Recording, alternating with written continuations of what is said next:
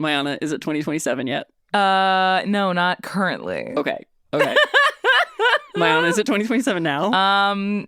Please? It's actually closer than it was a moment ago. Awesome. Okay.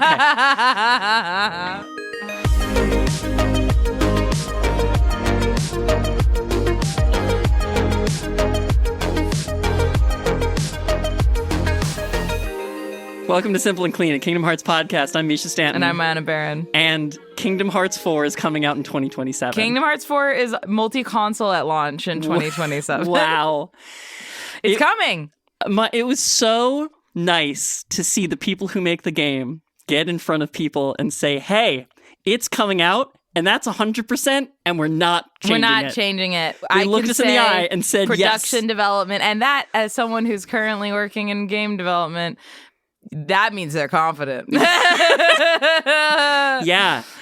So, welcome back to the Kingdom Hearts 4 countdown podcast. Yes, and briefly, I want to talk about why we've been focusing on the news lately. Oh yeah, it's exciting stuff. When we started this show, we weren't sure. Kingdom Hearts 4 was like a nebulous, lofty thing that, like, yeah, it could happen someday, but in the meantime, we just love the thing. Yeah, there was like one trailer, and it was like Sora swinging around a skyscraper, and it had come out years ago, and we were like, at some point, that'll be a thing. Right. And now there's just a bunch of new stuff very quickly, and on one hand, we really want to celebrate with all the people that have been with Kingdom Hearts along the way. Oh, yeah. That have put in the hours, that have put in the time. Oh, yeah. And all of us are feeling that champagne cork pop moment. Yeah. And for the people who haven't been on the journey for that long, who are just joining us in Kingdom Hearts love, I hope that these episodes that we have done here are showing you what it's like to be that kind of fan and to welcome you into being that kind of fan. And to whoever bought Kingdom Hearts on Steam to the point where it was the second highest grossing title of the weekend after the Kingdom Hearts 4 announcement, welcome. You have a lot of games to play. Yeah. And also we're here. But also kind of a definitive time frame in which to play them, huh? Oh, I mean, I think if there was anybody who was just waiting, I suppose, yes, now is the time. You have a year and some change. Yeah, it was a big news week for the Kingdom Hearts fandom at D23 in Anaheim.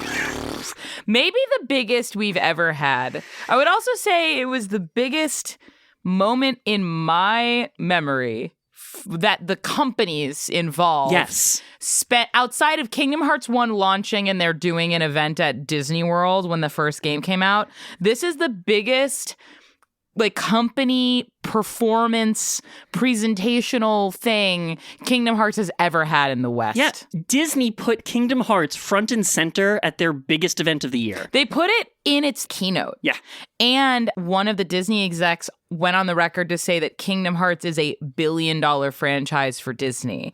And that's a huge thing. Yeah, especially for a company that is in the market for billion-dollar franchises. Yeah. The fact that they consider Kingdom Hearts 1, like, it's so crazy to see Disney embrace the franchise in this way. I wonder, I mean, besides that it makes money. Yeah. I do feel like it's one of those things like, okay, we've got things for little kids.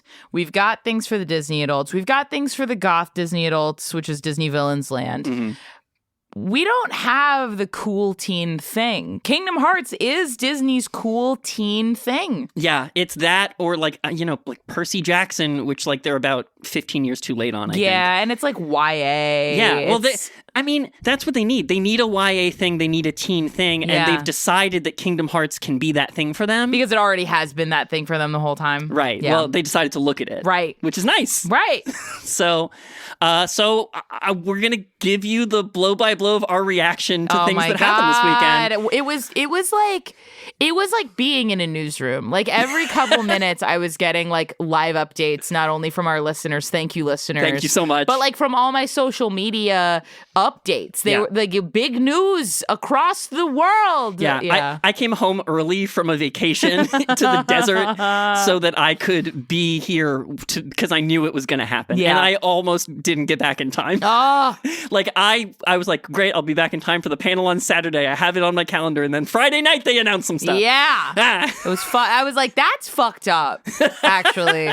You told us to wait and then gave us a gift early. It was like when there was a big Animal Crossing update that came out where you could decorate all the things and have the second island, and they dropped it the day before they said they were going to. I was like in bed, ready to go to sleep, and then it was like, it's here! It's here! Yeah, that's what the announcements were. Like.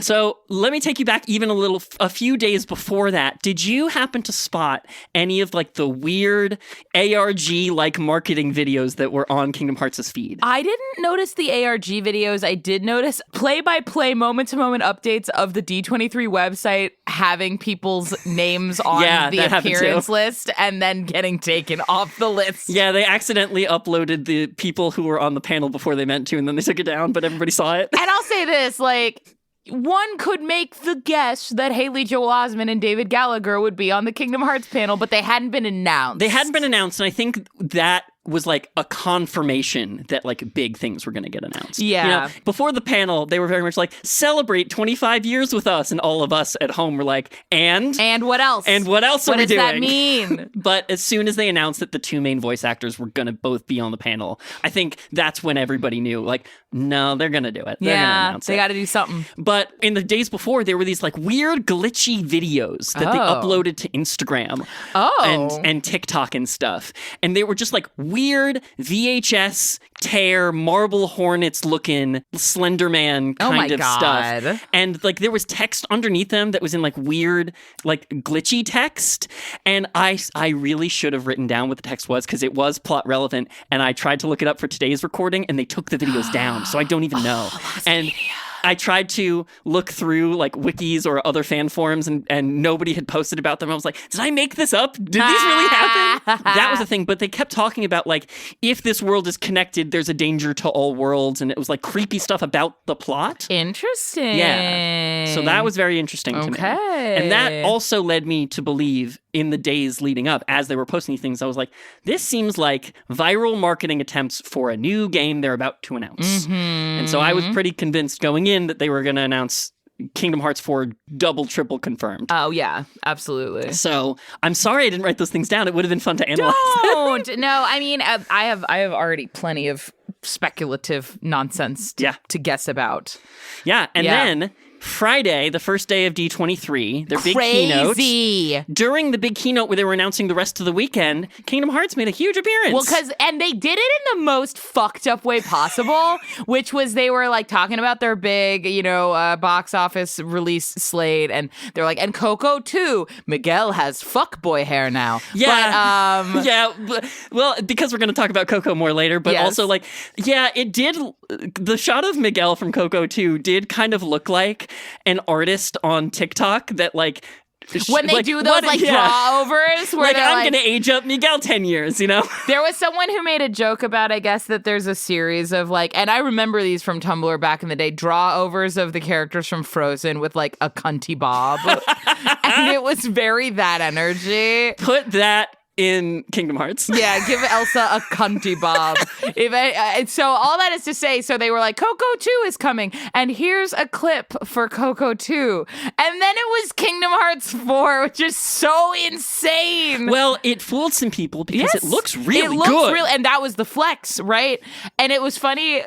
I did see some shot-by-shot comparisons to the movie versus the game, and there are some creative differences, of course. But yeah, the CG looks really good. The facial rigging looks really good. They got about 90% of the way to being the movie. It's pretty close. It's really good. And that's a big flex for game animators. Seriously. Oh, yeah. Movies are pre-rendered. You can spend as much time as you want making it look crisp. Mm-hmm. And so they do the sequence where Hector explains to Miguel what the final death is, and then it cuts to singing Un Poco Loco on the stage, and then Heartless show up. Yeah. And it's crazy. Yeah. It was such a flex. They announced that at the keynote. It was about a minute and a half long, and that was pretty good. And then they announced a Kingdom Hearts anime is coming to Disney+. Yeah, Kingdom Hearts anime. I have heard now through the grapevine from some animation friends who kept a secret from me. How dare they? That they worked on the anime. What? Yeah.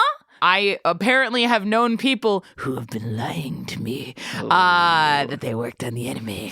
I'm like, how dare you? But also, good job because of NDAs and stuff. How dare you? It's very exciting. Immediately, I was like, that's not Sora. That's not Sora. No way is that Sora. It looks like...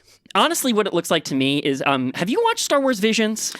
So I haven't, but it's on my list. But I know it's an anthology series similar to like Love, Death, and Robots, where different artists interpret Star Wars stories. It's all like inspired by Star Wars. It's not, none of them are canon, or some of them might be canon now, but like they're not strictly canon. They're allowed to mess with it a little bit. That's the vibe that the key art of the Kingdom Hearts anime. I agree with you. The working theory right now, because people have identified the character based off of like, so the key art for the Kingdom Hearts anime is a guy with spiky hair, shocker, but he's got like distinctive furs. Yeah, he's got like a fur-lined vest and like leather bracers with fur on the wrist, very slay, and a very kind of industrial looking keyblade, which is similar to ones from the Time of Fairy Tales. Yeah, it looked like someone took the Kingdom Key and redrew it for like the tactical art subreddit. Yes. You know, like they gave it a lot more greebling and detail, but it like is inspired by the Kingdom Key's handle. Yeah. I could see a world where like if they want to go the narrative like linear route, it is about the Keyblade War, because it's an area that or the Age of Fairy Tales, because it's like it's a thing that up until this point we've only really seen depicted in one weird CG movie and mostly phone game. That's true. We have all been talking about, like, if they're going to do this for Kingdom Hearts 4, they need to make the story of the mobile games more accessible. Maybe this is how they're doing it. I think that might be why. That might be how. That would be smart and cool, and also to see a detailed animation of the fights in the Keyblade War would be so sick! It would be so sick, and also, like... I think it makes sense. Yeah. It all makes sense. And there's still Disney stuff in there. Mm-hmm. Yeah. And apparently, like, the story is very good, as we've discussed in our, recollections of it. And it is a bummer that it doesn't have voice acting and it doesn't have cutscenes, as it were. So it would be cool to see it animated in a nice way. That would be very cool. Yeah. And Nomura is involved. Heavily involved, which is really, really, really exciting. Because Nomura also directed Advent Children. And whatever you want to say about Advent Children, it's a fucking great movie in terms of fight choreography and just animation sequences. Yeah, and translating the vibe. It maybe like the writing left a little to be desired in places. Unless but you like fun, but that like I do. Yeah, the movie definitely nailed the vibe, which you can tell from the remake trilogy. Yes. Like the vibe of the Final Fantasy VII remake trilogy is the vibe from Advent Children. Yeah, and Nomura, I mean, again, from the Final Fantasy side of things, like he's been involved with 7 since the beginning. He did character designs on Final Fantasy VII. So it's like, it makes sense. And he's the creator of Kingdom Hearts. So I think that like knowing that he's heavily involved, whatever it is, it's going to be true to a very particular vision that is going to feel authentic to everything else inside Kingdom Hearts. Yeah.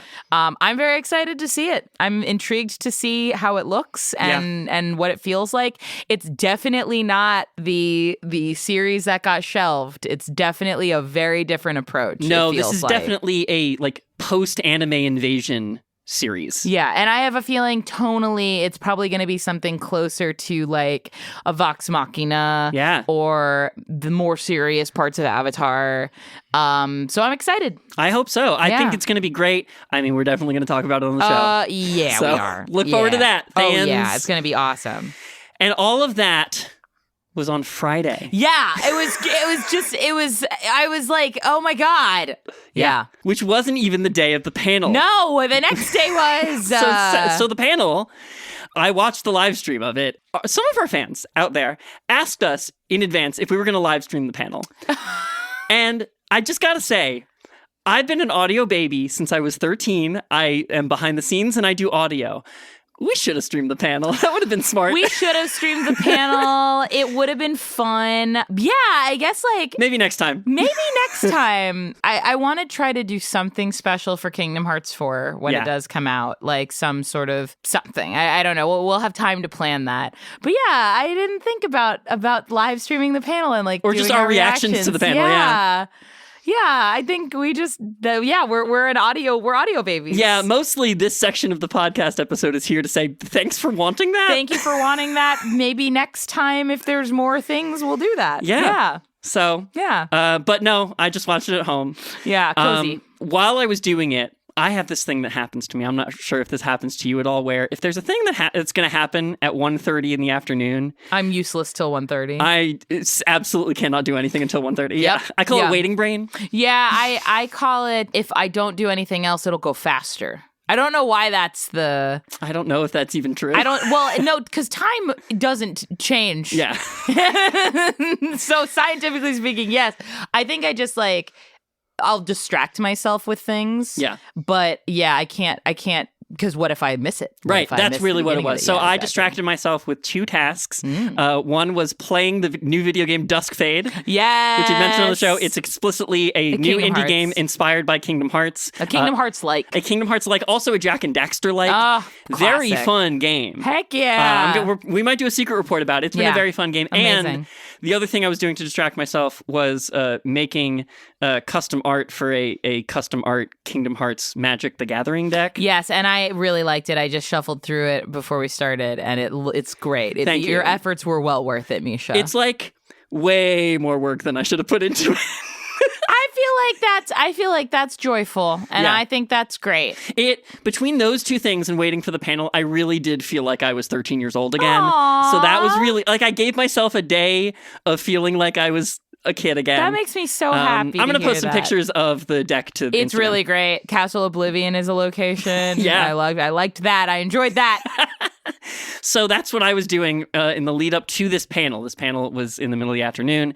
On Saturday, it was hosted by Cleo Thomas. Yes, Zero from the Holes movie. Yes, who is a huge Kingdom Hearts fan and streamer. He has a Kingdom Hearts Keyblade inspired by the movie Holes, which has the jar of peaches in it and a lizard. It's very cool. The teeth look like a shovel. Yes. It's great. So that was cool to see him. That was, I think, the perfect choice for host of the panel. Absolutely. And he brought out the production staff of the game. Tai Yasue, who's the co-director. Nana God, who is the director of Disney and Pixar games. Mm-hmm. And then, in a shock to everyone, they brought the man himself, Tetsuya Nomura, out onto the stage. The fact that Nomura himself was there. Crazy. They really hid that one. They did a good job. I don't think anybody guessed it, or I think people hoped. We always hope, right? But they did a very, very good job of burying the lead. Yeah, and I think that's one of those things where man, when they get him, he rarely does interviews. He doesn't. I know this. I know this. My favorite thing, and when we do our Nomura episode, which is an episode that will happen, it will probably not happen this year. It will probably happen late next year. I really was taken with the BTS making of Final Fantasy Advent Children, and I was very compelled by Nomura as a creative because he was very adamant to talk. He didn't want to talk to anybody. Yeah. He was just smoking cigarettes. He was very stressed out. He was just I gotta make this movie. And I'm that feels real to me. And I'm yeah, get back to work. That's where you want to be. I know this because I'm that person. Yeah. I don't want to talk about the work. I just want to do the work.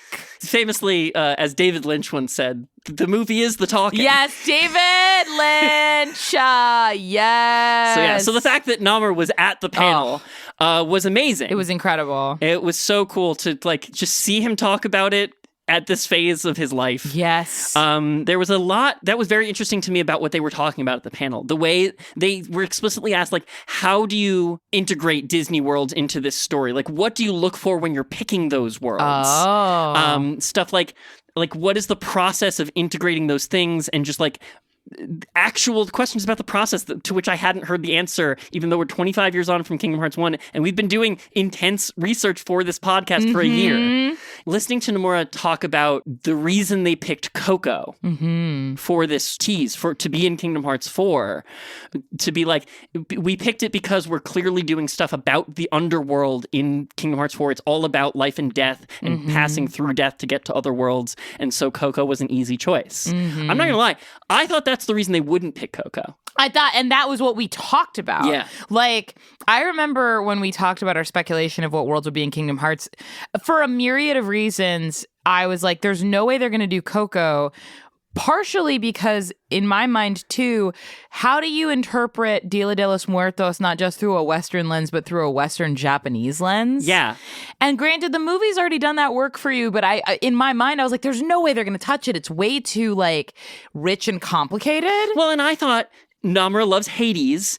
The Greek underworld is already established as the land of the dead in Kingdom Hearts world. Like, surely they're not going to do two lands of the dead and make that work in the lore. And then it turns out the teaser was all about how that's going to work in the lore. How that's going to work in the lore. So I was and just they straight were up just wrong. like, bitch, shut the fuck up. Yeah, I was just straight up wrong. And I'll take that L. I'll tell you my working theory right now on that, but let's keep talking about the panel first. Yeah, so they answered a few questions with the staff of the game, and then they said, well, we already released the trailer yesterday, and I don't know that we have information beyond that, except that trailer was edited down from a larger version. Let's play it. And that was so hype. It was so good. Yeah. So let's talk about the 4-minute Kingdom Hearts 4 trailer number 3. Coco. Yes, the third one. Yes. There was oh my God. Big, long look at Coco World. Oh yeah. Oh yeah. Again, that shot of like talking about the final death when people forget you, seeing Heartless about to attack Miguel on stage and Sora jumping in, like in the paint. In the face paint. It looks great. It looks great. I can't stress this enough. Like, it almost looks like the movie quality. Like it doesn't quite, because it's just like, I think we need like 2 console generations before we can get exactly movie quality in real time. Yeah. And are we even going to make it that far? But like, it looks so good. I noticed something. What'd you notice? And I might be wrong, but this was what I noticed. And I think the reason why they used Coco in the trailer is because it's easier to obscure it. Sora's face is different in Coco World than it is in Quadratum. At least that's what I gleaned, because his eyes and the way his face moved and rigged looked closer to the way it looks in like Toy Story 3 World and Kingdom Hearts 3 animation than it does in Quadratum, where his face is more Nomura-fied. Okay. So I think there's a chance, to the point we've been talking about, that Quadratum exists in sort of a weird Square Enix-ified world, because again, with the face paint, it's kind of hard to tell. It is kind of hard to tell. But I was like, Sora's eyes look bigger and different. Okay. So that's just the thing that I noticed. We're not quite confirmed, but we're going to keep our eye on it. Yeah. Okay. Yeah. Well, one thing that was confirmed, Shadow Heartless are returning. Yes, Shadow, little baby guy. Little baby guy. It's just the basic little guy. We found him. Was the enemy in Coco.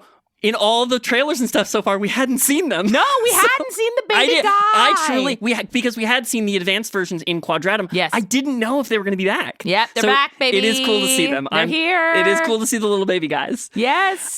Coco World looks huge. Huge. The lighting is incredibly dynamic. The colors are vibrant. The Keyblade looks pretty good. The Keyblade fucking rocks. Yeah. Oh my God. Yeah. It's stunning. And they showcased a little bit of the skate. Okay. I told you about this, I think, on another episode about the Keyblade skateboarding. Mm-hmm. I had a friend that I would play pretend with in the backyard, and that was a huge component of our Keyblade world building was Keyblade skateboarding. Yep. So I'm very excited about Keyblade skateboarding. And you can use the keychain to connect your Keyblade skateboard to enemies and attack them. More of that chain traversal mechanic. Yes. So that's pretty cool as Yes. well. Then it was intercut with a few other shots. We got a shot of the Master of Masters on the cliffside looking out at dandelions flying through the sky. Uh-huh. Thematically important. Dandelions are a big thing, and they're going to feature in Kingdom Hearts 4. The dandelions were the name of like the people that were conserved during the Keyblade War to survive and continue on into the future. The imagery is very much like the Master of Masters blowing them in the wind and sending them he knows not where. So that imagery between the Master of Masters and dandelions and like casting things away is recurring, and just like nice to see a beautiful detailed shot with a beautiful daybreak in the background. Beautiful. I don't know. Stunning. We knew he was going to be here. We knew he was very central to the whole thing. He's the big bad guy. Yeah, there was a shot of Strelitzia and Sora on a balcony overlooking Quadratum, which it's a new rendering of Quadratum, and it looks huge. It's massive. It's not just a city, it's a mega city. Yeah. It's like the size of... Are you a fan of the Matrix movies? I know the movie. I know the first movie. Okay. It's lore in the Matrix films that, like, the Matrix isn't a one-to-one recreation of our world. It's actually like a giant city where the edges are hidden by like tunneling you back towards the center. Cool. So it's this big mega city. That's what it reminds me of. But it's like one big mega city. Yeah, it's stunning. The depth of fields, they really turned it up for the new trailer. It was so funny. I saw a random clip on Instagram of like the Mount Olympus in Kingdom Hearts 3, and it had been a while since I'd seen any footage of Kingdom Hearts 3, and I'm like, even down to Kingdom Hearts 3, the maps and the worlds feel so huge. Yeah. So I'm excited to see how that continues to move forward. Yeah, I don't know how big the map of the playable map of Quadratum will be, but that the screenshot, scope and scale. It was like the depth of field in that shot was enormous, and between that and the amount of times they did a wide shot of the Coco world afterlife, like they really turned up the render distance. Yeah, they really showed you like how the scale can Things feel. look It's huge. very exciting. And then there's another shot of Sora turning to Strelitzia, looking at their cell phones and saying, "Hey, they're calling for Dandelion Dispatch." And man, did that freak me out. I was like, "What?" I literally texted my Anna and I went, "Dispatch world confirmed?" I know. I was like, oh man, the crossover we didn't know we needed. I never in a million years would have thought Haley Joel Osment would have happened to say the name of a video game I worked on in a completely unrelated context. I know. It's because it's just a word that means other things besides this one video game. This trailer was for my Anna's only. Yeah. Yeah, it was for me. Yeah. Well, so that all ties into the kind of stuff we've been covering. And again, people who are new to the franchise, people who are with us while we explain things that are kind of advanced, thanks for coming with us. I'm going to try to break down as much as possible. The Dandelions are this group that was sent forward from the Keyblade War. They were like sent into the future, into Scala ad Caelum, where it turns out 100 years in the future, they had formed into some sort of clandestine organization that protected Scala ad Caelum. That was going to be the plot of the canceled game Missing Link. Mm-hmm. That is where the character Sigurd is from. Mm-hmm. This trailer also the first time Sora says Sigurd's name out loud. Yes, and we needed it clarified, and they did it. Yeah, thank you so much for saying Sigurd, his name. And then Volley. Yeah, it was the masked guy, which had been the speculation that he was the character Volley, but it was nice to have it confirmed. Mm-hmm. So Dandelions refers to this group of Keyblade wielders that in a canceled game we're supposed to be protecting Scala ad Caelum are now obviously working together to protect Quadratum. Mm-hmm. It's cool that there's like an organization that coordinates them, that they're like, it's not just like random people scattered around this world and Strelitzia happen to find Sora. Like, no, there's a bunch of them and they're organized. Yes. It was kind of cool. But for good this time. Yeah. Well, it remains to be seen. Right. Because there was also a shot of like airship troop carriers flying people into a battle scene. Like raid gear and like shields and shit. Yeah, like riot gear. Yeah. But like ornate and Scala ad Caelum-y. Yes, very pretty, but also riot shields. Yeah. More shots of what I assume is that fight with the one kaiju dark side very early in the game, I think. Mm-hmm. Sora like Supermaning a civilian out of a building? Yeah, that was so sick. Oh my God. There was a lot of moments that because of the setting and the keychain traversal and like Sora's power set, how they're showing it feels like Sora's Spider-Man now. It does feel like Sora's Spider-Man now. Yeah. And I'm okay with it. Which is great because I love Spider-Man. Yeah, whip. I know I'm not alone in this in the world, but like throughout all of the superhero fatigue and what have you, like if Spider-Man's in a movie, I will see it. Yes. That's just how it is. Vibes, and that's real. And I've accepted that about myself, but it's cool to see Sora, my other favorite character, be my other favorite character. Boy. Yeah. All my two best boys. Swinging. Yeah, so that was pretty cool. So that's all going on in Quadratum. It looks like, again, shots like, it seems like it's going to be an early sequence in the game, like daytime Quadratum, we're fighting a kaiju dark side. I have a working theory that all of the things we see in the trailer are the first third of the game. Yeah. I feel like they're not showing us much more than things that are the first things we're going to see. Yeah, well, on one hand, that's the stuff that gets done first. 100%. On the other hand, like, the mystery of Kingdom Hearts 4 is like, how is Sora going to get back? And I assume it's going to happen because we want all our friends to be friends. Exactly. So like, obviously they're saving shots of the gang getting back together. Yeah, because we want to be in They're going to get back together. But the trailers are trying to create that vibe of like, but how are they going to do it? Yes. And so they're not going to show us. No. From there, we go back to Coco World. Like, sweeping shots of the enormous underworld. Obviously not all playable, but it just looks enormous. It looks incredible. I'm excited that, like, I assume Hector is your recruitable party member and you get a pinata finishing move. Yes, which is the combo. awesome. The reaction combo between Hector and Sora was pretty cool. Really, really fun. Very much Kingdom Hearts 2 combo vibes. Oh, you know what I'm thinking now, too, is because you don't have Donald or Goofy, I wonder if Miguel and Hector. I think so. I think so, too. Yeah, I wonder how they're going to fill out the party before that reunion between Sora, Donald, and Goofy exclusive in that order. Yes. Will you have a party in Quadratum? Will it be Strelitzia and Sigurd? Will it be choices from an option of different dandelions that you can dispatch along with your team? I think that's probably what it's going to be for, because I mean, we've also seen that, like, even down to Dream Drop Distance or 358 on consoles with lower, like, capacity, they don't even have party members. And also there's moments in all of the mainline Kingdom Hearts games where Sora fights without a party with him. So, like, there is a chance. But I think the thing that's fun about the games is that you have people with you. Yeah. So I do think that the dandelions or these, it'll be cool to see multiple denizens of these worlds potentially as options for party members. Yeah, I agree. Yeah.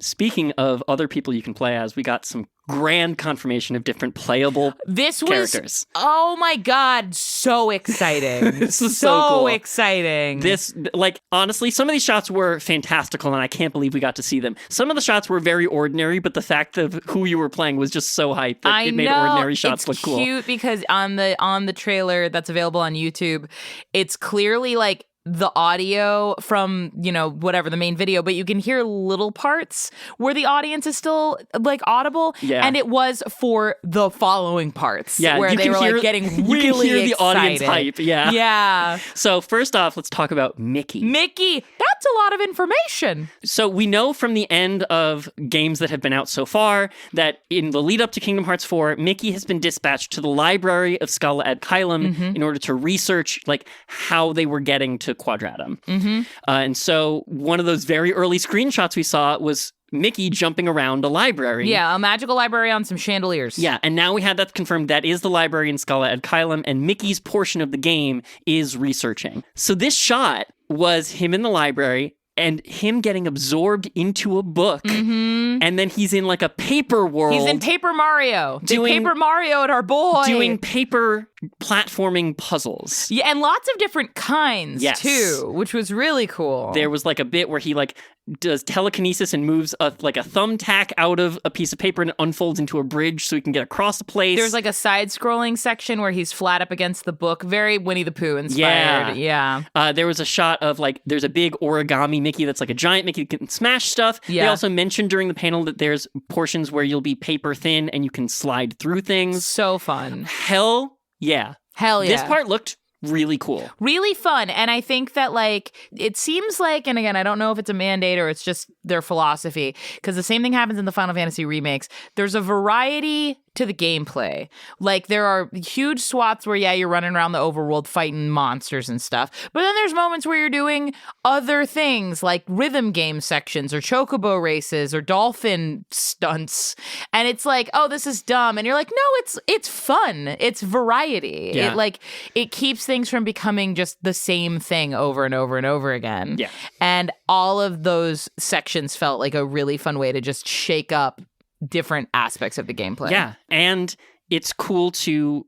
You know what differentiated this section for me from other portions of, like, Kingdom Hearts 2 gameplay and reveals is that, like, we've had Mickey as a playable character before. You could have him at clutch moments in combat, you know, but, like, for this... He's running around exploring and thinking, and, like, that puts me in the shoes of, like, oh, I am Mickey. Mickey's not coming to save me as Sora. I am Mickey in this moment. Yeah, it's kind of like they finally have achieved the thing that in the very early days of development was the pipe dream that could never be, which is, like, Mickey or Donald being the protagonist of the game. Yeah. And now they've done it all of it. Yeah. They've done it all of it. Yeah. So I want to talk about the Donald section in just a second, but I also, before we leave the Mickey section, I do just want to acknowledge that, like, one thing that actually got me really hyped about the section, it reminds me of a section from another game that I really like.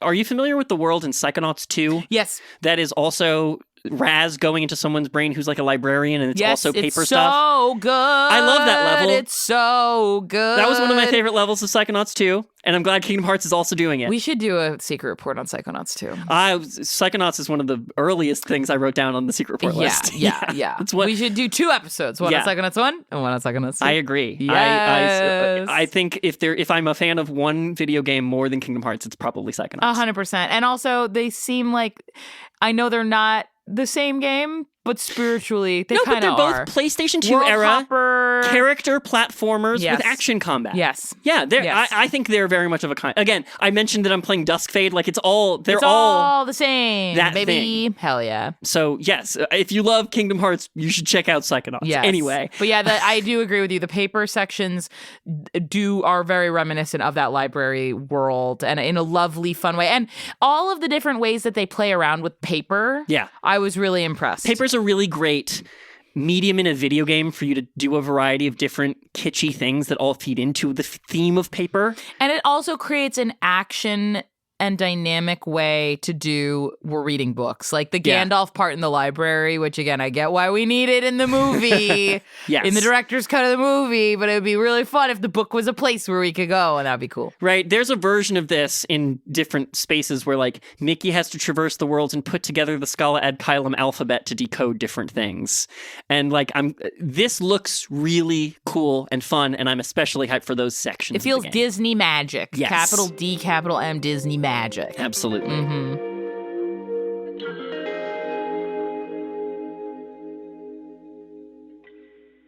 Hello, it is I, Mayana, here to once again, 1, thank you for listening to Simple and Clean, a Kingdom Hearts podcast.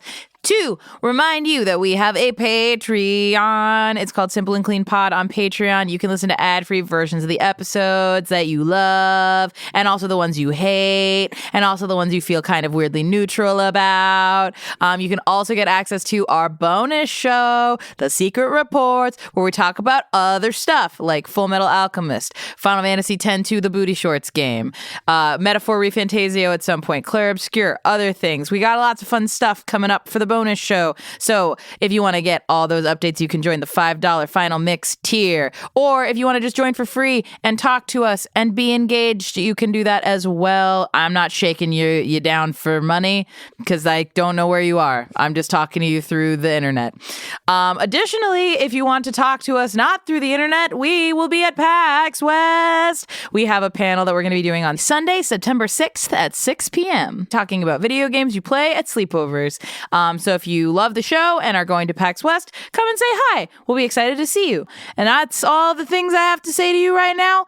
Drink water, be nice to yourselves, be nice to other people, and listen to more of this show. Simple and Clean Pod is a part of the Multitude Podcast Collective, a collective of people making podcasts about things they're passionate about, such as science. Science shapes every part of our lives, but so much of its influence is overlooked or buried in the past. Tiny Matters is an award-winning podcast about tiny things, from molecules to microbes, that have a big and often surprising impact on society. From deadly diseases to forensic toxicology to the search for extraterrestrial life, hosts and former scientists Sam Jones and Deboki Chakravarti embrace the awe and messiness of science and its place in history and today, and how it could impact our world's future.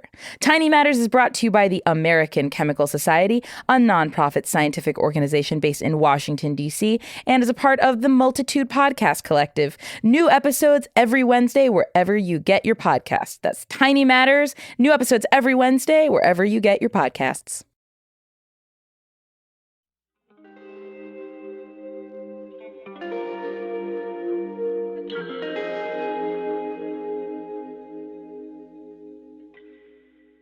The next shots were Donald and Goofy's playable section. It's crazy! So we know Donald and Goofy were dispatched to go talk to Hades. We've seen in previous trailers that their job is to go talk to Hades and see if Sora, being dead, is in the underworld. Yes, in the earliest Kingdom Hearts 4 trailer, it ends with Donald and Goofy kind of fumbling through the darkness, getting scared by something. Yeah. And now we kind of understand that they're at least in the beginning collaborating with Hades to try and find Sora. Yeah, they're going to ask Hades, and Hades is like, nah, he ain't He's here, not here, bro. But what we didn't know about those scenes is that they were bookended by playable sections where you play as Donald and Goofy traversing the underworld. Yeah, there's lava sliding. There's combat. It looks very fun. That was my biggest takeaway from the Donald and Goofy combat. Like, so Donald's got like ranged magic attacks, very much like Wisdom form. It felt very Wisdom form. And then Goofy's got melee attacks where he's recreating his melee shield bash moveset, but you're pressing the buttons now. And both of those things looked so fun. Like, the combat looks fun. If you had to just pick between only getting to play as one of them, whose combat looked more fun? I think Goofy's combat looked fun. Yeah. I think Donald was sort of in the range of it was you stand back and fire at a distance, which like day to day didn't seem as fun. The graphics were amazing and looked satisfying for the motion. They get a combo finish too. The combo finish looks so fun. The fact that the two of them come together, like that section of the teaser video was like perfectly constructed. It was so happy. It was Yes. such a happy, joyful time. It looks fun, and if you're finally making Donald and Goofy playable characters in this franchise, I feel like that's the top level mandate, is you got to make that combat fun to do. Absolutely. So I'm looking forward to that. It looks really cool. And then we got to see, there was a shot of like their Force ghosts projected out of the underworld. in Quadratum, and Quadratum? Sora sees them and faints. Yeah, and they were the same color as Force Ghosts in Star Wars. I don't know what else you want me to say. They were Force Ghosts. They were the Force Ghosts. Are we doing it Star Wars style, or is it just Nomura copying Star Wars style again? Who could say? Who could say? We'll have to find out. It's anyone's game. Yeah, and then we saw them in Coco World. And that is where my theory comes in. Okay. Yes. So you get to see Donald and Goofy in Coco World. Looking in their great. Full painted, beautiful Dia de los Muertos Yeah, glory. that form change costume looks so good. So my theory is the first chunk of the game is, they're looking for Sora, and the only way that they can get to Sora is through these underworld worlds. Right. And so they reunite in Coco, and then that's where they all get stuck back together again. Mm-hmm. I think the first chunk is like you do a little bit of Quadratum stuff, you do a little bit of Mickey stuff, you do a little bit of Donald and Goofy stuff, and then you all end up, you know what else?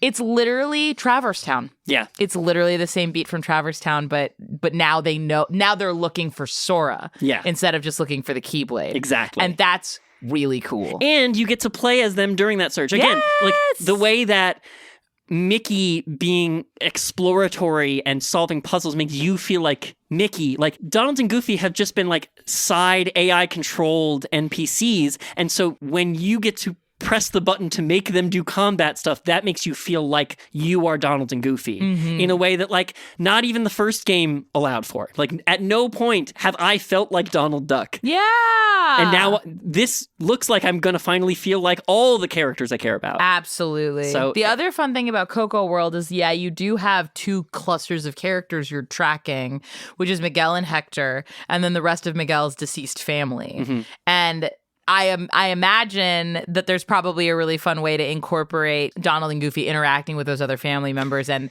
the like, just missed each other, or we're on two different sides of a gate. Like, there's that's also a beat in Traverse Town, like the way that like Donald and Goofy are talking to Aerith, and that's very fun. I think, because there's a lot of characters from Coco that you could spread throughout the thing. Yeah, very cool. It's gonna be very fun. It is gonna be really fun. I like what I'm seeing so far. I do too, and not that I was ever worried, but I think that they have done a lot of cool things that I never expected them to do and never thought would be possible. Yeah. And that's really nice to still be surprised. Yes, I agree. I think that what I'm seeing is surprisingly delightful. It seems like we're just getting a taste that there's more surprises to come. I look at these combat shots and I go, this is all new and fun and basic. Yes. Like, I'm seeing new basic stuff, which makes me think the new advanced stuff is going to be cool as well. Absolutely. And I wonder, it would be very interesting if they take a page out of the Final Fantasy VII Remake book, where if they are building out all of them to be playable, in Final Fantasy VII, you can switch between party members at will. Yeah. In combat at any time.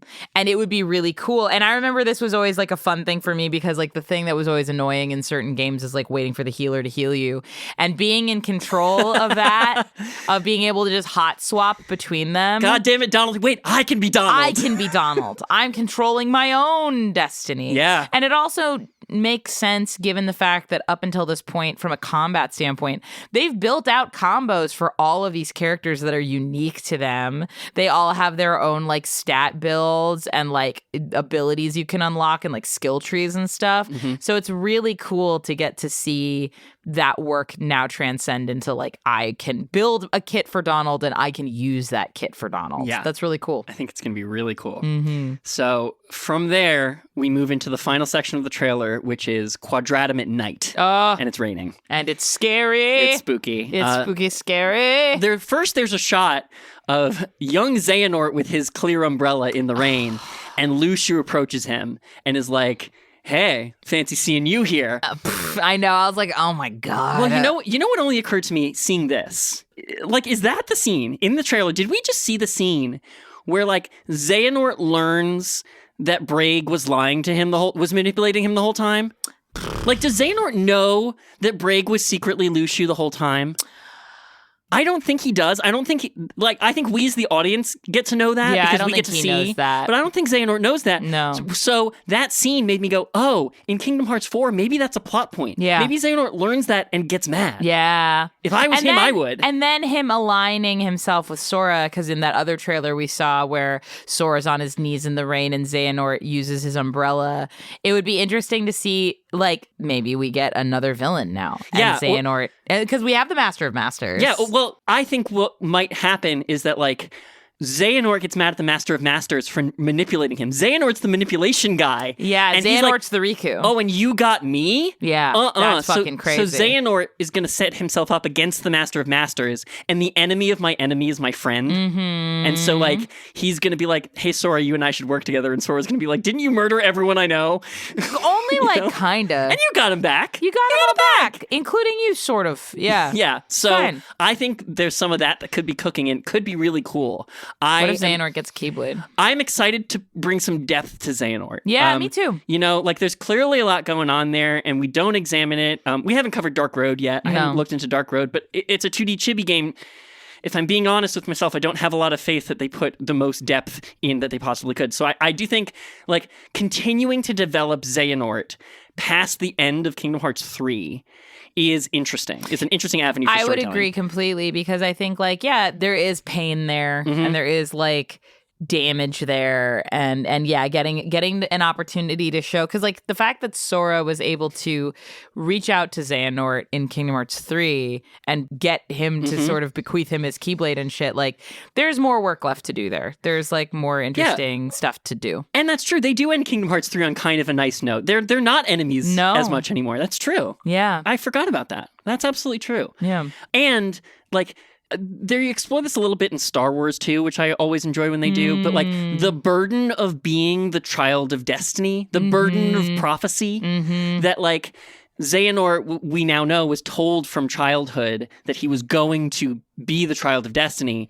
And so, like, having gone to the end of that arc and still being alive, like, how do you grapple with the fact that, like, you fulfilled the destiny you were living for your whole life? Yeah. There's what a lot do you do you could do there. afterwards? Yeah. The Inigo Montoya of, like, now that I've gotten my revenge, I don't know what to do with the rest of my life. Right? Yeah. And trailers have been describing Quadratum. This might be a translation error, but in the very first trailer, the subtitled translation for how Strelitzia describes Quadratum is an afterworld. Not an afterlife, not an underworld, an afterworld. So the idea of, like, what comes after the ending is something I've been thinking about. That's really interesting.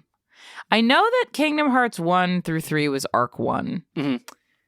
I wonder if Kingdom Hearts 4, it's not the end, obviously, but it feels like it's close to the end.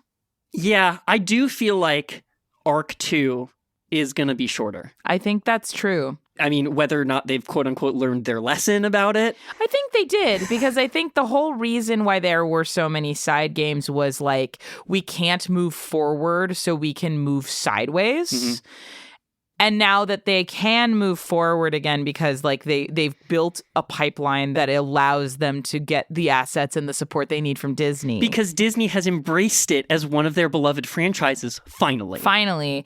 I wonder if we'll get maybe, like, a 4, maybe a 5. Yeah. But I think that, like, this does feel a little bit like coming to a close. Yeah. An afterworld, like what happens after we've done it all. Yeah. Yeah. So that's another thing I'm tracking. Yeah. I'm tracking a lot of stuff for Kingdom Hearts 4, but Yeah. it's all fun. Yeah. So that was just an interesting thought I had about a 2-second shot of 2 characters that Yeah. aren't the main characters. And then we cut to big fight scene at night, which is different than the big fight scene during the day. There's multiple dark sides going. People are in danger. It's physically dark outside. Yeah. Strelitzia, seems on the back foot in this scene, which makes sense to me because Strelitzia, when you consider her role in the story, which we haven't covered yet, but we will cover, basically, she gets cut down before she assumes her full power. She gets murdered. So, she is not as much of a master as other characters are. So she might be in a weaker position than Sora or Sigurd or Riku. Or whoever. Naminé. Or Naminé. Yeah. Yeah. So it's interesting to see Strelitzia have her own place among the hierarchy of characters. Yeah. Sigurd takes a battle pose and Sora shouts his name, confirming that's who he is. And Strelitzia! Yeah, so right. So he also, it was confirmed. Yeah, that's who they are. Don't worry about it. He said the quiet part out loud. I'll also say there were shots of Sigurd brandishing his Keyblade. They were very quick shots, yes. But I've also seen some other shots around of from Missing Link, from other shots of different various material of his Keyblade. Have you seen it? No. It looks pretty cool. It's like a gaslight lamppost Keyblade. Living. It looks pretty cool. Living. So if you can go back and sort of screenshot find what the his screenshot. Keyblade. I'm sure someone's already done it. Yes, Sigurd's Keyblade looks pretty sick. I love that freaking gas lamp aesthetic. And then we get a shot of those guards in riot armor and shields, which was kind of weird. So it's becoming clearer to me through this trailer specifically that Quadratum's not the real world. No. Quadratum is its own place. Is a hyper real world. You know? It takes our world and magnifies it in weird Kingdom Hearts ways. I feel like that makes sense. And I think that for the aesthetics of the Square Enix side of things, that's what Final Fantasy, especially the remakes, have felt like. Yes. It's hyper reality. Yeah, but it does alter a bit of what we had been talking about in previous speculation episodes where we were is that really Shibuya in Tokyo in our world? No, it looks like Quadratum is its own thing that has the aesthetic of our real world for storytelling purposes. Yeah. But is kind of its own thing. Yeah. So seeing that they had the infrastructure to deal with dark sides, that they have those airships, they have these guys in armor that look Skull-Ad-Kylum like that confirmed for me that no, it's its own thing because we don't have those here. I guess. No, we don't. Yeah. And then just as all hope is about to be lost and Sora and Strelitzia and Sigurd are on the back foot being loomed over by 3 dark sides in the center of town, a bright shining light shines from off screen. And then we see Riku. Yeah, and people lost their shit. Yeah. And he had his cool Kingdom Hearts 3 Keyblade, and he's here. He's here. He's here. He made it. He found his way to Sora, which is really cool and fun, and again, a lovely reversal of the storytelling of Kingdom Hearts 1, where it's we gotta find Riku, and now it's we gotta find Sora. Yeah. It's really cool. Riku confirmed as though that was in doubt. I know. You know? I know. It's never been a better time to be a Kingdom Hearts fan. It really, truly hasn't. That's absolutely true. Yeah. I think even the lead up to Kingdom Hearts 3 didn't feel like this. Oh, no. Definitely not. I think the lead up to Kingdom Hearts 3 felt more like it's about damn time. It's what took you so long? Damn. Yeah. You know, this is get ready. Get ready. We all love ready. it. Even Disney loves it now. Disney loves it. Get ready for a Kingdom Hearts that's coming out and Disney loves it. Yeah. You know? And again, to the Steam sales reports, that's pretty fucking impressive that the weekend after you announce Kingdom Hearts 4, that Kingdom Hearts is the second highest selling game on Steam. That means that for whatever reason, anybody who was on the fence is now locked in and playing other games to prepare themselves for this game. I've seen a couple of different creators talking about my game plan to prepare myself for Kingdom Hearts 4. Yeah. And that's very, very special. And that doesn't happen every day. I agree. We had that conversation today. Yeah. We went from making a show about our love of a thing and the future might come nebulously to we're on a clock. We have a countdown. We're on a clock. We kind of have to. And we want to make sure that everybody listening to this knows as much as possible before the next game comes out. Right, exactly. So we have a very special assignment, which is, over the next year and 4 months. Because my guess, late 2027, that's December. That's Christmas. That's Christmas 2027. That's Christmas. It's either Thanksgiving or Christmas. And if it's earlier than that, Amazing. Fantastic. Because I remember Kingdom Hearts 3, I think, came out around Christmas, the year that it came out. Because I remember I was playing it well into the new year. But again, that was one where everyone was like, it's about damn time. Like, they needed to put that game out. Yeah. This one, like, yeah, it's been 10 years or 8 years or whatever. But, like, I think Christmas is a pretty solid bet. Yeah, it'll have been, that's 7 years or 8 years? 8 years. Yeah. So less than last time. That's true. 14 years between 2 and then 3. Hey, they beat the spread. They did it. They did it. So wow. So that was Kingdom Hearts 4 Trailer 3. Yes. That was not the end of the panel. No. They went on with more questions during the panel. They described a little bit how they came to that Mickey Origami World. The directors of the game talked about how excited they were for that section. Yay. They were like, I can't believe we found this rich new vein of like gameplay stuff for this game. We were so excited to do something out of the box for that. They talked about like, how did you pick which worlds? You know, how do you pick the worlds that go into Kingdom Hearts 4? How do you strike a good balance of like which movies have new content, which worlds have new content versus like the classic stuff. They talked a little bit about adapting Disney properties that have no world. Oh. You know, the like Disney Town kind of stuff. How they're not designing to a specific movie, but they are designing to a vibe. I found very interesting. Huh. They also confirmed that Maleficent will be back in Kingdom Hearts 4. Yeah, he said she's going to have a big role. And they mentioned in this section of the panel, when they were talking about classic worlds that are sort of timeless, that they're trying to recapture that feeling, they mentioned like Toy Story is going to be in there, Hercules World is going to be back, and they mentioned Hunchback of Notre Dame World offhand, which made me kind of think, oh, is Hunchback of Notre Dame World going to be there? That's really exciting to me because I think there is a lot of death and hell and, you know, demon stuff in there. And I would say one of the sacrifices made by having that world on the 3DS is like dynamic lighting is such a component of that movie because like the juxtaposition between the inside of the cathedral and the outside of the cathedral was really striking. Yeah. And so getting an opportunity to see Notre Dame with ray tracing. Yeah. That'll be so good. Would be a fight in the bell tower, like... Yeah, so I agree. That would be a cool one to see. It was just a casual offhand reference. I don't want to put too much weight behind it, but I did clock it. Interesting. And then they sort of went into, like... The question was, why do you think this game transcends? Why do you think this game has stayed so close to the center of people's hearts for so long? Which I think I really felt as a question, because that's what this whole podcast is about. Yes. It's trying to figure out the answer to that question. And the people on stage at the panel didn't answer the question. Oh. They took that opportunity, which they tell you when you're sort of preparing to meet the press, of like, don't answer the question they ask you, answer the question you want to answer. Right, yeah. And they took that opportunity to sort of be like, thank you so much to the fans for keeping it alive. We really appreciate all the fans. The directors were like, yeah, and just as a favor to the fans, like, when we say 2027, we mean it.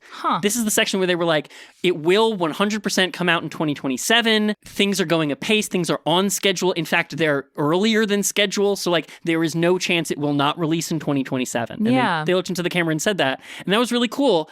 And then Nomura-san said, you know, like, the reason we work so hard is in gratitude to those fans. And as the 25th anniversary comes up, I'm looking forward to the 30th anniversary and what special things we can do for that. Oh, wow. He took this opportunity to say, the anime is part of that, and I'm very involved in the anime. So have faith, because I'm in there with them on that. Wow. But they didn't answer the question. Why don't you think they answered the question? I think it was because it was like the end of their section. They had to move on. And these were the messages that they had decided they needed to get out. Yeah, the mandates, the bullet points. But I truly wish that they had answered it.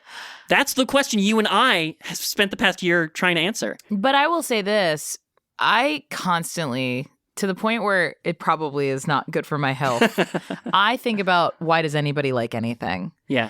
And what makes something good? Yeah. And is something good, or is something good because people like it? You know, like all of those things kind of swirl in my brain. And again, we talked about this in episode 1, that like, this is a thing fundamentally that doesn't make sense. It doesn't work. Yeah. But it does work. And in a increasingly nuanced, media savvy. I know we talk about the dip in media literacy, but we have some of the most media savvy people of this generation. They've seen every twist. They've seen every turn. They've seen every possible configuration of every kind of story. And now we're like post-narrative, where we're like we're trying to figure out what is left to be said about anything. Yeah. And people are finding really compelling, interesting things to say in there. There is still work to be done. But to ask the people who made it, why do you think people like it? That's a crazy question to ask people, because I don't fucking know. I'm in the folders. Yeah. I'm tippy typing away. I'm looking at models and I'm like, the eyebrows are too far apart. I don't know. I don't know why anybody likes anything. I just got to go back on a plane to Japan, and I got to go light several cigarettes probably and figure out how the fuck I'm going to make this fur move on this character's fucking sleeves. Yeah. I don't know what makes this game transcend. I don't know why anything's anything. Well, I think that's why we might be in a better position to answer this 100%. question than they would be. Because we don't work on it. We don't work on it. It's not just transcendent for those people we're making it for. It's transcendent for us. Right. We are the people that have never stopped thinking about this game. And part of it is maybe because we were 12 when it came out. But I think that even people who play it now, as we've seen with David, or we've seen with many of the multitude folks who've started playing it again or picking it up for the first time because we make this show, the amount of people who listen to this show who are trying it for the first time, who are revisiting it after a decade of being away from it, who are playing it for the first time again with their children. Like, the reason why Kingdom Hearts transcends is the same reason why Disney transcends. It's the same reason why fairy tales transcend. It's because, yes, as you get older, you can watch things that are rated R, but it's more important as you get older that you can go back to the things that you liked when you were younger and appreciate them with a depth of understanding you never had when you were 8. That you can look at how you've changed as a person, becoming an adult, seeing the world for what it is and wanting it to be better, wanting it to be more beautiful, and knowing that there are pieces of that inside this thing that you played when you were 12. Yeah. And that the messages transcend, and that the joy you experience playing a game, like the fact that human beings make games is a thing I think about a lot, because it is Think about truly this constantly. It's truly this thing of like, I am going to work so hard to make something that you will find fun. That is such a confounding human experience. Yeah, I think a lot about the fact that like our brains have evolved a particular shape where play is evolutionarily advantageous and necessary. It's like ingrained into the way our brains are shaped, that like we learn through play, we live through play. And finding and fighting for the moments where you can be intentional in pursuing play, in pursuing joy, at a time now especially, where, oh my God. Yeah. Oh my God. Don't just close the window. Don't look outside. It's fine. I can't. No, close the curtain. We're going to close it. I fucking can't. You don't have to look out there. But Kingdom Hearts... Like, and yes, there are other games. There's the Elder Scrolls. There's God of War. There's Super Smash Brothers. There's Mario Kart. There's so many games, and they're all amazing. But there's something so special about the fact that these two studios that couldn't be more different from each other, that happened to share an elevator, where two dudes were inside it and said, we should have a meeting and make this fucking game. That's human. And it's also a force for compromise, a force for unification, a force for things that belong to two distinctive sets of people, setting aside their differences amid, I can't even imagine, probably millions of emails, and coming out of it with a coherent product, a thing that people can play and experience and enjoy, that is all of the messy, weird, pointy, round, booba-kiki parts of life. Yeah. And you can just own it. You can just have that. You can just have that. You Yeah. can play it whenever you want. You can find that moment where you can tap into something that makes the world feel like, even though it doesn't make sense, that it's that way on purpose. Yeah. Yeah. That is a good segue into the last portion of the panel. I don't mean to take away from the that's emotional weight of fine. what you just said. That was beautiful. No, we need that. The last bit of the panel after Nomura-san and Yasu-san and God-san left the stage, they then brought in Renee Johnson, the English voice director, and Haley Joel Osment and David Gallagher, voices of Sora and Riku. Whew. And unintentionally, this moment becomes even more beautiful. Yeah, with the day that followed. Yeah, so let's talk about that. Let's talk about that. So this part of the panel began a little bit with some production behind the scenes stuff. How did you craft the voices? I'm not gonna lie, as people who professionally work in voiceover, yes, I found this section to be slightly boring. But not everybody knows. No, I know. I do want to it. leave this point and acknowledge that this was like cool, juicy stuff this from the is the part where I packages. can go, good night. Yeah, I was like, I know how they made it. It's fine. They had a beautiful message from the Japanese voice actor for Sora, who said much the same stuff.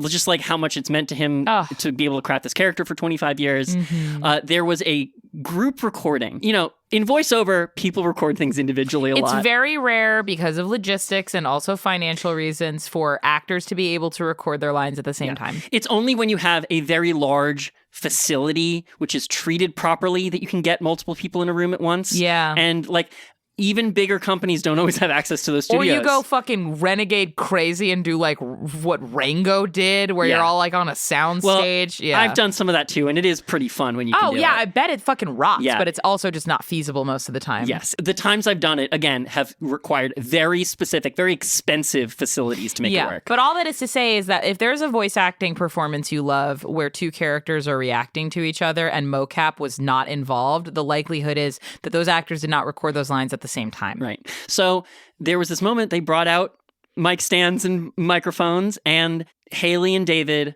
performed together for the first time in their lives. For the first time in 25 years they've been making these games together, they performed the ending of Kingdom Hearts 2, where Sora and Riku are trapped in the Dark Realm and no one else is around. Yeah. And then Kairi's letter comes to them and opens the door to light. Yeah. It was... Again, this is the portion of the panel where I was kind of tuned out because I'm in the business and I know how the production stuff happened. And even that, like, I was moved by that performance. It's magical. It was really magical. It was magical to see these two people who've brought life to these characters and who are also just incredibly talented actors who've been working since they were children get to do this really memorable scene that meant a lot to people. And again, is the culmination of what is considered by many to be the best game in the franchise, Kingdom Hearts 2. A culmination of, like, not just that game, but the first 3 games worth of story. Yeah. You know, which up to that point, was all there was. Like, it was really like a bring home moment for this group of 3 games that felt satisfying, even regardless of the 10 games we got after that. Yeah.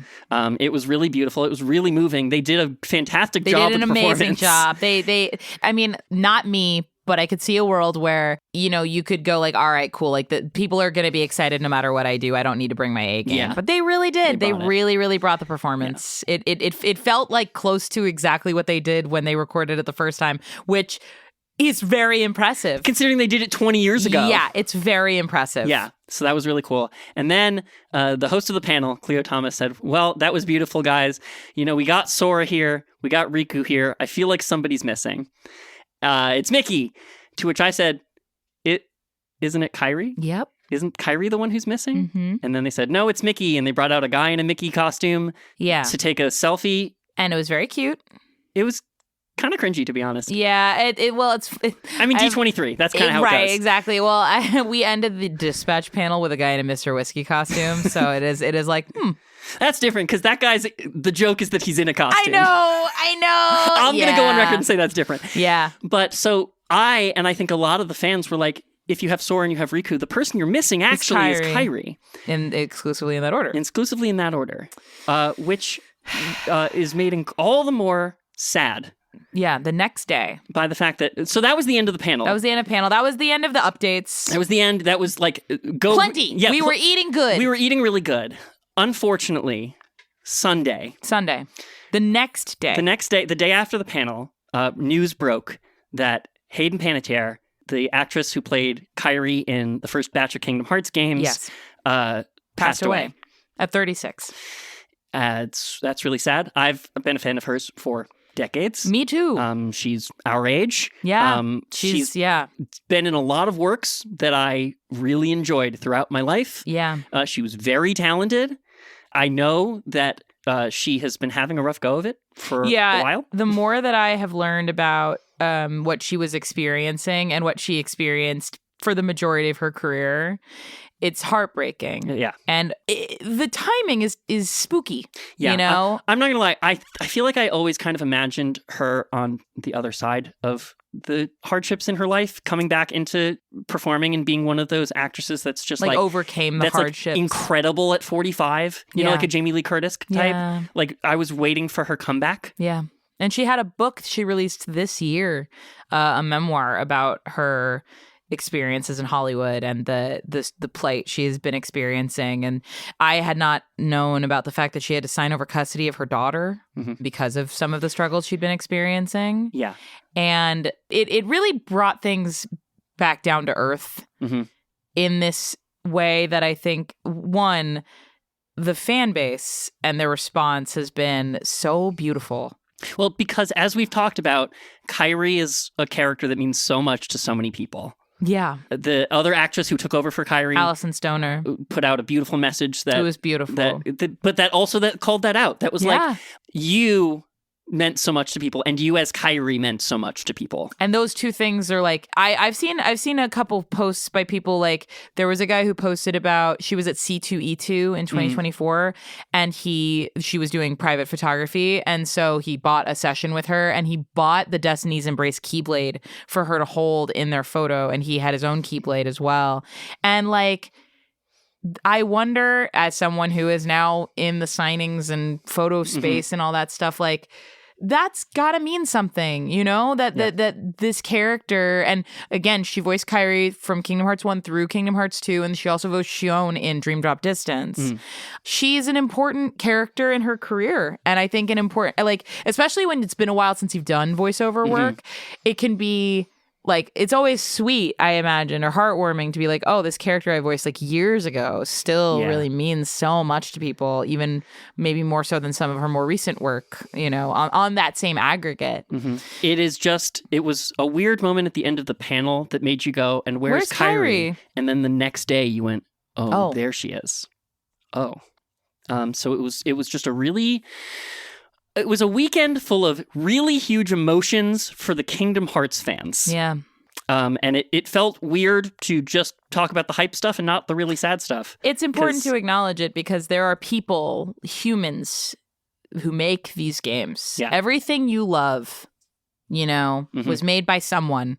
Yeah. Down to, you know, the caterer, down to the drivers, down to the accountants. Like, everything you love was made by someone who worked tirelessly to make it exist. Yeah. Billion-dollar franchises are built on the backs of the people who make it. Yes. And I'm so glad that Disney finally realizes what a precious gem they have on their hands. Yeah. It's important to keep these things close to our hearts no matter what's happening, even in sad times. Absolutely. You know, like the content of that letter that Sora and Riku read, like after the fact, reads like a really loving tribute. It really does. To a lost Kyrie. So I was very sad. I'm not usually a person that gets very sad at celebrity deaths. Me either. This one hit me hard. This one hit really hard. And I'll say, like, at the time that we're recording this, it's only been like 2 days. Yeah. And, you know, I hope that everyone out there, like, hug your loved ones, appreciate the people in your life while they're here. Yeah. Tell them you love them. Enjoy things together. Enjoy things together, whether that be Kingdom Hearts or other things. Yeah. Because we never know how much time we have. And I hope that Kingdom Hearts 4 is a beacon of light for people and something that people can look forward to and something that can keep people going. I know that there have been dark moments in my life where the thing that have kept me going is something like an action figure coming out in a couple months or a movie that I'm really excited to see. Yeah. And I'm really excited about Kingdom Hearts 4. Me too. I'm excited for everything it is, everything it looks like it will be. And I hope as many of us as possible see it and get to play it. Yeah. Kind of a downer. I know, but you know what? Hey, listen, ups and downs, light and dark. Yeah, truly. Both in balance, but take care of yourselves. Yeah. Drink water. This is, after this panel it feels realer than ever before. Oh my God, Kingdom yeah. Hearts 4 is coming. It's on a definitive timeline. It's coming out before the end of next year. That's so definitive. It's so definitive. We have one more heat wave to get through. Yeah. That was the thing I thought. I'm like, one more hot summer. Yeah, truly. It makes this show feel a little different. I hope that it still feels fun and that it can explain some things to people in a way that you can take forward after Kingdom Hearts 4 and just explaining the franchise in general. We are here to do our best to get you up to speed. Yes. So that we can all enjoy this thing together. So on unto late 2027. Yes. Stick with us. Yes. And until then, may your heart be your guiding key. Yeah.